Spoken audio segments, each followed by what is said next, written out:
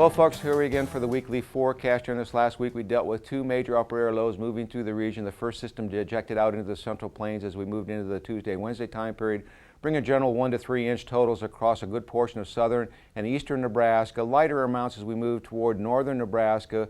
We did see some of the northwestern sandhills receive some decent moisture in the 1 to 2 inch range. We had 2 confirmed tornado touchdowns with that event, and then the second of the storm systems moved out as we moved into Thursday, bringing a big severe weather outbreak to Texas, Oklahoma, and Kansas. And of course, that moisture started to move northward during the overnight hours, and we dealt with that all day yesterday. And we continue to deal with that across eastern Nebraska as that system pushes off to the northeast. It does look as that system moves out, we'll see a little bit cooler air moving into our region, at least for the first half of this forecast period. So as we go to the upper air charts, the first thing we'll draw your attention to is a jet stream is dropping a large trough across our region, and that means the cool air to our north, with most of the activity now pushing off to our east as the surface low starts to make its way toward southern Michigan. Now, in terms of precipitation, the heaviest of the precipitation looks to be across Iowa and lighter amounts across eastern Nebraska as the system pulls toward our east. As we go into Sunday, the trough kind of weakens a little bit and broadens out. We get surface high pressure on the backside of this coming in, so fairly nice conditions on Sunday. That will give way to another system that's starting to organize over the Rocky Mountains, and we got to see some of the precipitation gets caught up in this northwest flow, and some of that may impact the central plains as we go into the day Monday, as we have low pressure system still hanging on over Wisconsin and another area over the Texas Panhandle.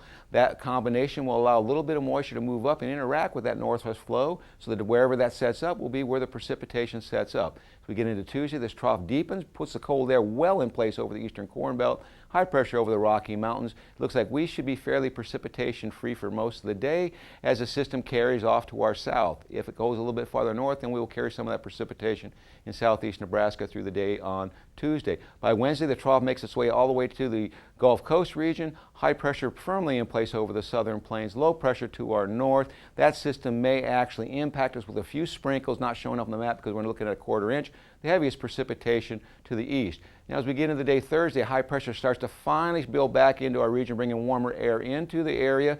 Looks like that we do have a surface low trying to be forecasted by the models across northeastern Iowa with a little bit of moisture pinpointed to our east, but for us, mainly dry conditions. Then on Friday, the northwest flow starts to weaken as high pressure builds back in, bringing much warmer conditions into our region.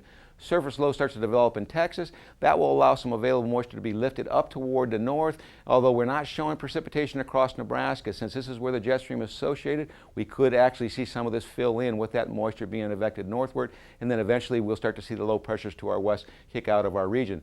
So as we look at the 8 to 14 day forecast from next Thursday to the following Tuesday, we're looking at well below normal temperatures to the east, including Nebraska. And then as we look at precipitation, heaviest precipitation currently forecasted to the south, although the latest model runs indicate that this might actually be lifted much farther toward the north.